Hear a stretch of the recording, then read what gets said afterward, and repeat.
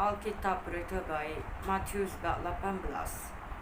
Pada waktu itu, pengikut-pengikut Yesus datang kepada Yesus dan bertanya, "Siapakah yang dianggap terbesar antara orang yang menikmati pemerintahan Allah?" Yesus memanggil seorang kanak-kanak dan menyuruhnya berdiri di hadapan mereka semua. Lalu Yesus berkata, "Ketahuilah, kecuali kamu mengubah sikap dan menjadi seperti kanak-kanak, kamu tidak dapat menikmati pemerintahan Allah. Orang yang dianggap terbesar antara mereka yang menikmati pemerintahan Allah adalah orang yang merendahkan diri dan menjadi seperti kanak-kanak. Sesiapa yang menyambut kanak-kanak seperti ini kerana aku, menyambut aku. Sesiapa menyebabkan salah seorang pengikutku yang kecil ini tidak lagi percaya kepadaku, lebih baik jika batu kisaran diikatkan pada leher orang itu, lalu dia ditenggelamkan ke dalam laut yang dalam. Alangkah malangnya dunia ini kerana ada perkara-perkara yang menyebabkan orang berdosa.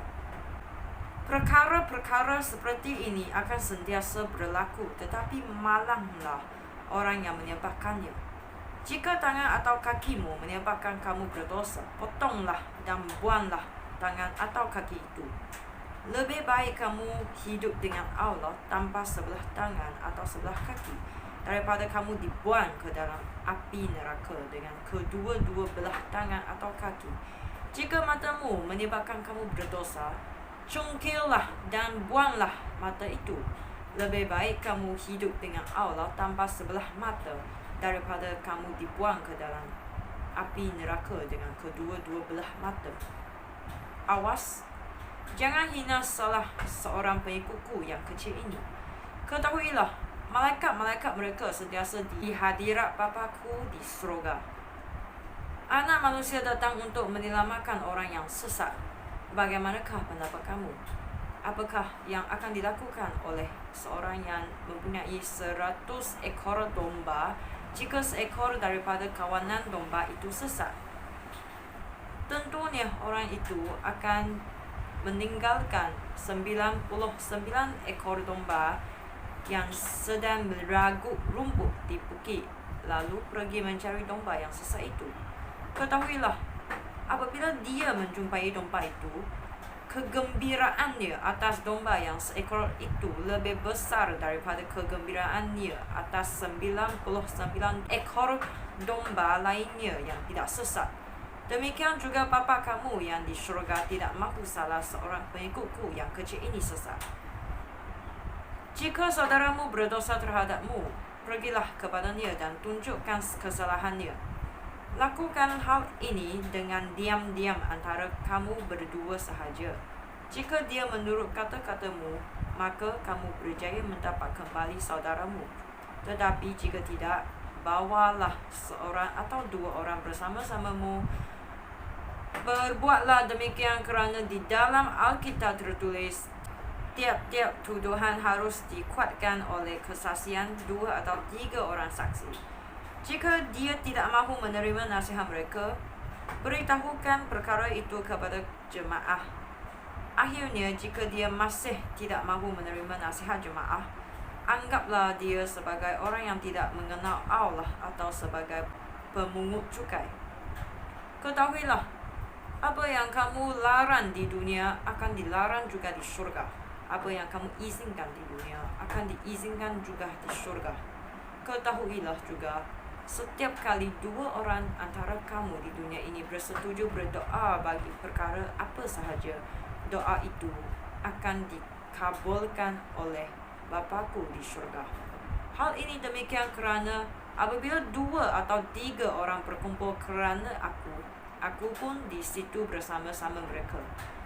Petrus datang kepada Yesus dan bertanya, "Ya Tuhan, jika saudaraku berdosa terhadap aku, berapa kalikah harus aku ampuni dia? Sehingga 7 kalikah?" Yesus menjawab, "Bukan 7 kali, tetapi 70 kali 7 kali. Aku berkata demikian kerana apabila Allah memerintah keadaannya seperti berikut. Seorang raja hendak memeriksa akal pegawai-pegawainya. Apabila raja mula berbuat demikian, salah seorang pegawainya yang meminjam wang beratus-ratus juta dibawa menghadap Pegawai itu tidak mempunyai cukup wang untuk melunaskan hutangnya. Oleh itu, raja memberikan perintah supaya pegawai itu dijual sebagai hamba bersama-sama anak isterinya dan segala harta miliknya untuk melunas hutang. Pegawai itu sujud di hadapan raja dan memohon, "Bersabarlah terhadap hamba. Hamba akan melunaskan segala hutang hamba." Raja itu kasihan kepadanya lalu menghapuskan semua hutangnya dan membebaskan dia. Tetapi apabila pegawai itu keluar, dia berjumpa dengan seorang pegawai lain yang berhutang wang beberapa ratus sahaja kepadanya. Dia menangkap rakannya lalu mencekiknya dan berkata, "Lunaskan semua hutangmu." Rakannya itu sujud di hadapannya dan memohon, "Bersabarlah, aku akan melunaskan hutangku." Tetapi pegawai itu tidak menghiraukan permohonan rakannya. Sebaliknya, dia memberikan perintah supaya rakannya dipenjarakan sehingga dia melunaskan hutangnya. Apabila pegawai-pegawai yang lain melihat hal itu, mereka sangat sedih dan melaporkan segala perkara itu kepada raja.